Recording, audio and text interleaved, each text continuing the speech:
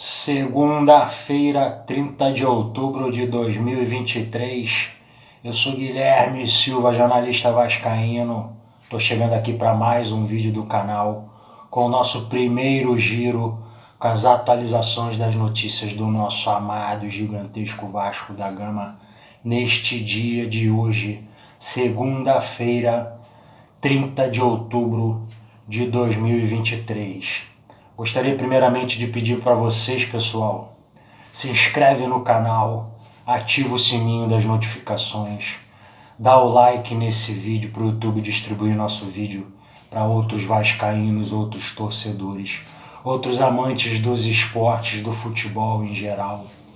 Compartilhe esse vídeo com outros vascaínos, compartilhe o link desse vídeo nos grupos de WhatsApp do Vasco. Eu sou Vasco desde que eu nasci, eu sou Vasco desde que eu me entendo por gente. E nós que nascemos Vasco sempre sentimos falta de mais espaço na mídia para falar do nosso amado e gigantesco Vasco da Gama. E nós que somos Vasco desde que nascemos, sabemos do porquê disso, sabemos de toda a história desde lá de trás. E com essa nova mídia da internet, aqui será um canal que vai falar do Vasco para a torcida do Vasco, de vascaíno para vascaíno, feito por um vascaíno. Somos 25 milhões de torcedores espalhados pelo Brasil e pelo mundo. Essa imensa massa do Vasco, a qual eu tenho profundo respeito e também muito orgulho de fazer parte dela. Então, pessoal, como eu falei, sou Guilherme Silva, jornalista vascaíno. Estou chegando aqui para o nosso primeiro giro com as atualizações das notícias do nosso amado e gigantesco Vasco da Gama. Neste dia de hoje, segunda-feira, 30 de outubro de 2023. E a notícia que sai não podia ser diferente, né, pessoal? A análise do jogo de ontem, empate em 1-1 na Batalha da Serrinha, empate de 1-1 Vasco e Goiás ontem. A análise do jogo que é a seguinte: o Vasco tenta se reinventar, se prepara para a guerra, para a Batalha da Serrinha, mas esquece o futebol. O jogo foi muito ruim, o jogo ontem foi muito ruim, um jogo realmente tecnicamente muito ruim. E desde o início do jogo, né, surpreendendo a todos, uma escalação bem estranha ali do Ramon Dias ontem, na qual ele vem com Robson Bambu na lateral direita, né, surpreendeu praticamente ali todo mundo, né, todo mundo que cobre o Vasco, toda a torcida do Vasco. Posso dizer que a escalação foi o primeiro impacto ali do jogo de ontem, foi a escalação do Ramon Dias, quando sai a escalação, surpreendendo a todos os vascaínos, né? A zaga com Robson Bambu, Michael, Léo, Lucas Piton, né? No gol Léo Jardim, o meio campo com Medel, Zé Gabriel, Jair e Serginho, né? Serginho também ali. E na frente, Alex Teixeira e Verratti. Então, Robson Bambu na lateral direita e o Serginho no meio campo. Realmente, a torcida do Vasco não entendeu muito qual foi a intenção do Ramon Dias, do nosso treinador.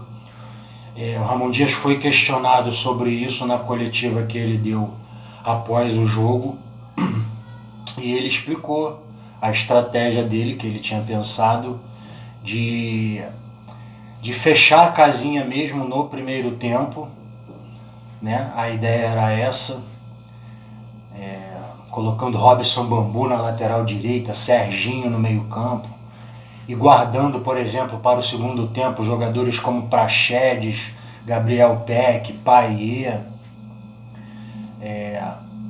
Ele explicou na coletiva após o jogo que a estratégia que ele pensou na cabeça dele era fechar mesmo a casinha ali no primeiro tempo, não levar gol, coisa que aconteceu.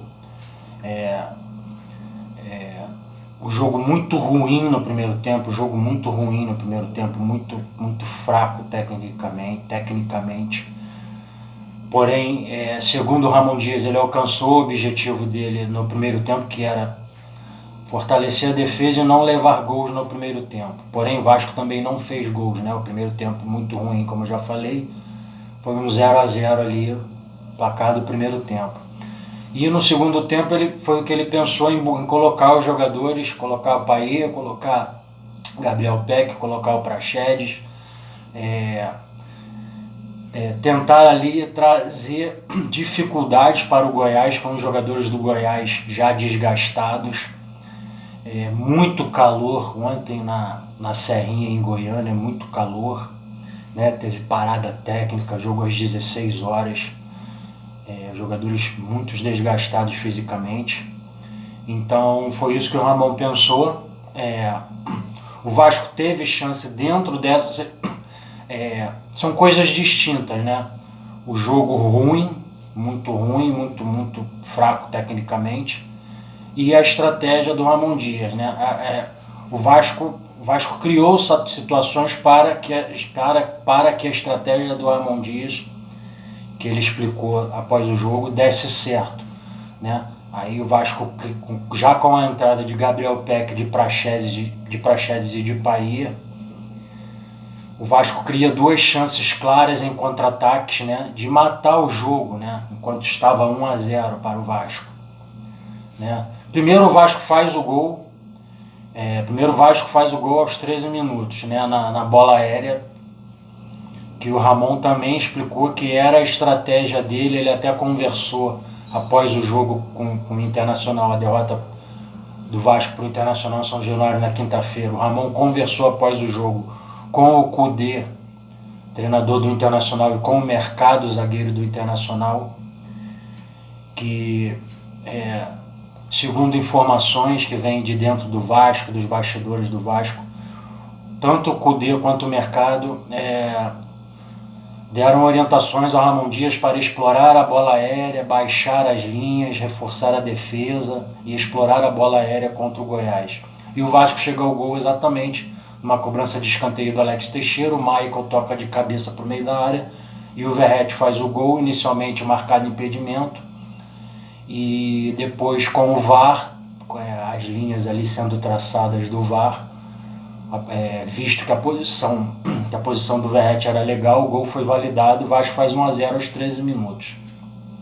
E aí o Goiás vai para cima, o Goiás igualmente desesperado, assim como o Vasco, ali na zona de rebaixamento. O Goiás vai para cima e já com a entrada de Praxedes, Gabriel Peck e Payet, o Vasco cria duas chances claras de fazer o gol, com o jogo 1-0 para o Vasco, em 2 contra-ataques.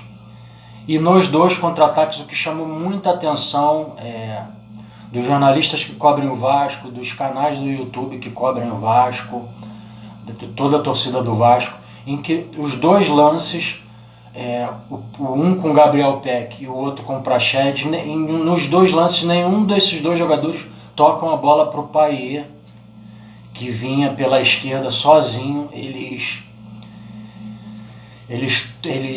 olham para o Payet, tem tempo. Eram 4 jogadores do Vasco contra 2 do Goiás, e chamou muita atenção nos 2 lances os 2 jogadores não tocarem a bola para o Payet.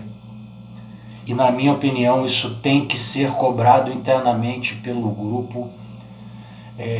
Na minha opinião isso é saudável. Se o Vasco ainda tem o objetivo de escapar do rebaixamento, coisa que ficou mais difícil agora, pois é menos um jogo. A vitória estava na mão do Vasco.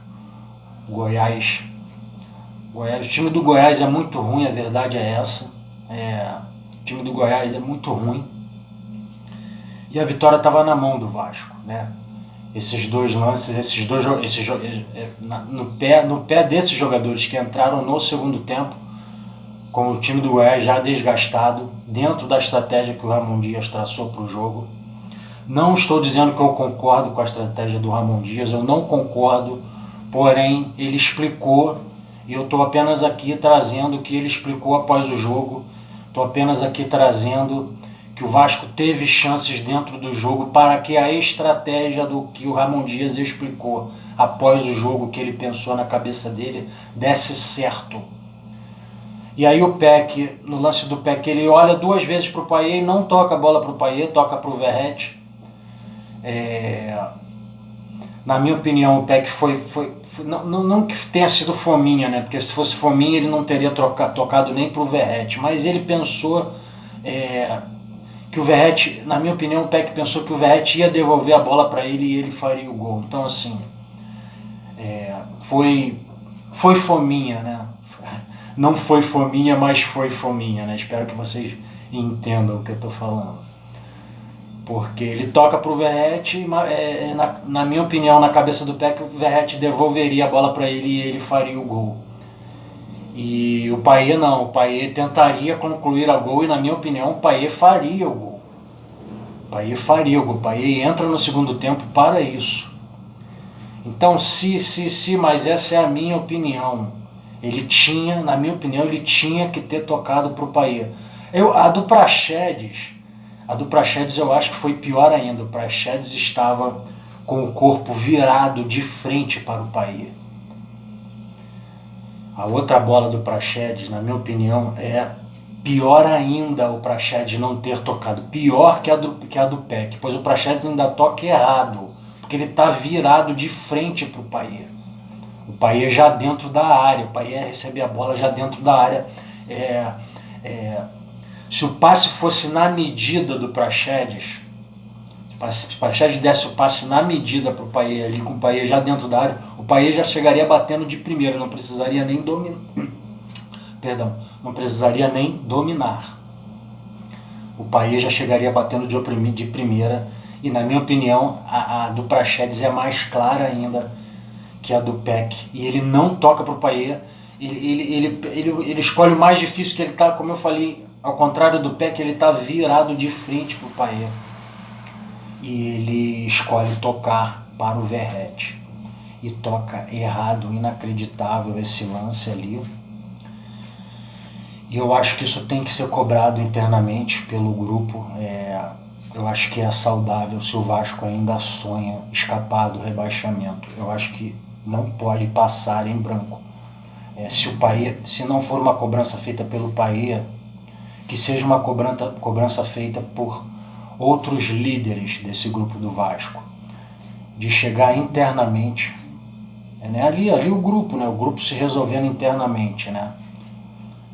Para que possa fortalecer o grupo, para que dentro de uma dificuldade, para que, na minha opinião, para que possa se tirar algo positivo de dentro de uma dificuldade, né? Se é que isso é possível, tirar algo positivo de dentro de algo que parece negativo, né? Eu acho que isso é possível, dentro de uma situação negativa, tirar algo positivo. Eu acho que o grupo chegar e chamar o Peck, chamar o Praxedes e falar: e aí, cara? E aí, meu irmão? O que aconteceu ali? Por que vocês não tocaram pro Payet? O que está acontecendo? Se estiver acontecendo alguma coisa, vamos resolver aqui internamente no grupo, porque tá todo mundo no mesmo barco, e aí o grupo se fortalecer. Eu acho que isso tem que acontecer, eu acho que isso é saudável. Se isso não acontecer, provavelmente a gente não vai saber se isso aconteceu ou não, né? Porque muitas coisas internas que acontecem ali dentro do grupo, quando o grupo está fechado, não vazam. Mas, na minha opinião, se isso não acontecer, se não houver essa cobrança, por que não tocaram para o Payet? O Vasco mataria o jogo. Eu acho que aí é preocupante, que aí é meio que o grupo já ali indo cada um para um lado, como é comum aos times que são rebaixados, é comum nos elencos dos times que são rebaixados nos campeonatos. No final, e cada um para um lado, e ninguém quer assumir a responsabilidade, todo mundo fugindo da responsabilidade. Essa é a hora de mostrar personalidade. E aí, quem não faz leva, a bola pune, né? As máximas do futebol, que são muitas delas são bem verdade, e essas duas se encaixam perfeitamente ontem. Quem não faz leva e a bola pune. O Michael ali, O Michael, na minha opinião, o Michael querendo ganhar tempo, começa a fazer cera, o Ramon Dias substitui o Michael, o Ramon Dias vendo que o árbitro não caiu, não estava caindo ali na malandragem, né? Vamos colocar assim, né? Na malandragem ali do Michael de fazer uma cera ali, né? Se jogando no chão, pedindo um atendimento. Então, na minha opinião, o Ramon Dias, vendo isso, ele viu que o juiz não estava caindo, né, ali na intenção do Michael de ganhar tempo com aquela situação. O Ramon Dias então tira o Michael. E na minha opinião ali o Ramon Dias errou, ele tira o Michael e coloca o Zé Vitor, sendo que era muito mais simples ele fazer uma alteração muito mais simples de colocar o Paulo Henrique na lateral direita e puxar o Robson Bambu para a zaga, para o lugar do Michael. E o Ramon Dias coloca o Zé Vitor e o Goiás, logo depois, né, tem um lance no qual o Verratti, que já tinha levado amarelo, o Verratti deixa um braço ali no rosto do jogador do Goiás, é expulso. Então foi coisas que foram acontecendo, né? A substituição do Michael errada, na minha opinião, colocando o Zé Vitor, eu colocaria o Paulo Henrique, puxaria o Robson para a zaga. E aí vem o lance do Verratti, que já estava amarelado, ele deixa um braço ali no rosto do jogador do Goiás, é expulso com o segundo amarelo. E o Goiás não tinha outra opção, desesperado igualmente, em matéria de desespero, igual o Vasco, os dois na zona de rebaixamento. O Goiás ele vai para cima, se aproveita o Vasco com 1 a menos, e o lance do gol é exatamente em cima do Zé Vitor. O que me chama a atenção no lance do gol, ele nem sobe. Como que um zagueiro nem sobe? Ele nem sobe no lance para tentar atrapalhar o Matheus Babi, que foi o jogador que fez o gol do Goiás, né? Então ali o Vasco se desestabiliza completamente, né? Uma vitória que estava na mão. Faltou malandragem do Verratti, né? É inadmissível um jogador como o Verratti ter aquela expulsão ali, né? Mas vamos aqui à notícia, pessoal. Com estratégia excessivamente cautelosa no início, o time melhora no segundo tempo, sai na frente, mas não segura a pressão do Goiás e sofre empate no fim. Essa é apenas a minha opinião sobre o jogo de ontem, tá, pessoal? Essa é apenas a minha opinião. Não é o certo, não é o errado, porém é a minha opinião. O Vasco, que briga, luta e se entrega, ficou devendo bom futebol. O time se preparou para uma guerra em Goiânia e batalhou. Faltou, no entanto, se impor tecnicamente diante de um adversário frágil. O Goiás não jogou absolutamente nada. Essa que é a verdade. Um time muito ruim. Ainda assim, a vitória quase aconteceu. Uma desatenção no fim custou o resultado e, consequentemente, a saída da zona de rebaixamento. O empate por 1 a 1 com o Goiás talvez tenha sido o resultado mais justo pelo futebol apresentado em campo. Tanto que Léo Jardim foi o melhor do jogo, com defesas espetaculares. Ramon Dias tentou reinventar o Vasco, mexeu bastante, encheu o time de defensores. Trocou o esquema, mudou o ataque. A equipe ficou menos vulnerável, mas perdeu o poder ofensivo. O ataque foi praticamente nulo no primeiro tempo. Segue a notícia. O desfalque de Paulinho pesou, assim como as ausências dos lesionados Marlon Gomes e Rossi, em um elenco curto, sem muitas opções. Mas a escolha por uma equipe menos criativa, com Serginho e Alex Teixeira na frente, não funcionou. O treinador justificou as mudanças, explicou que atletas como Paê e Peck estavam cansados e tiveram pouco tempo de recuperação após o jogo contra o Inter. A estratégia era cozinhar o jogo no primeiro tempo para buscar a vitória na etapa final. Com tal estratégia, Ramon Dias surpreendeu na escalação. Com 5 mudanças em relação ao jogo contra o Internacional em um novo esquema tático, O treinador tentou dar mais solidez defensiva e organização ao Vasco. Com a bola, o Vasco tinha uma linha com 3 zagueiros. Maicon, Medel e Léo, 2 volantes, Gabriel e Jair. E 2 alas, Robson Bambu e Lucas Piton. Sem a bola, Robson recuava e fechava. Uma linha com 4 zagueiros. Muita gente para marcar, mas pouca gente para atacar. Com as 2 equipes mais preocupadas em marcar e não cometer erros, sobrou pouco espaço para os atacantes. Verratti brigou muito entre os zagueiros do Goiás, mas ficou isolado. Faltou Alex Teixeira e Serginho se aproximarem mais. A única chance de perigo do Vasco foi num cruzamento de Piton para Verratti, que cabeceou para a boa defesa de Tadeu.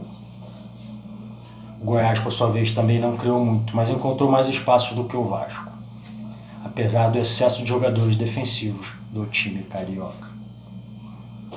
Pessoal, eu estou chegando aqui ao final desse vídeo, eu vou voltar com mais atualizações das notícias do nosso Vascão.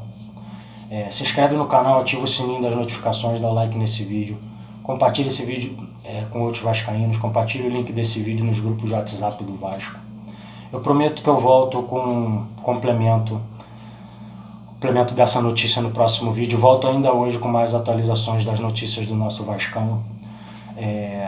Sou Guilherme Silva, jornalista vascaíno. Estamos chegando aqui ao final desse vídeo. Muito obrigado por assistir esse vídeo até o final. A gente se vê no próximo vídeo. Um grande abraço. Tamo junto e saudações vascaínas.